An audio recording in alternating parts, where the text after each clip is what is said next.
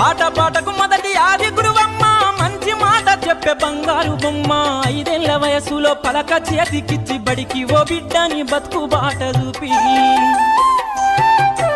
ఓనమాలు నేర్చి 1, 2 చదివి వయసుతో పాటు చదువు పెరుగుతుంటే ఎదిగిన కొడుకును కళ్ళ చూసుకుంటూ కడుపు నిండినంత సంబరపడుతుంది టీచరో గొప్ప డాక్టరో కలెక్టరో కావాలనుకుంటది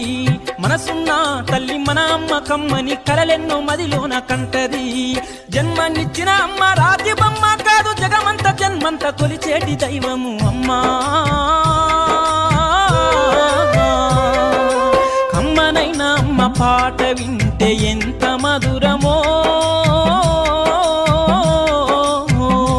మనసుకు కాదు మరువతరము కమ్మనైనా అమ్మ పాట వింటే ఎంత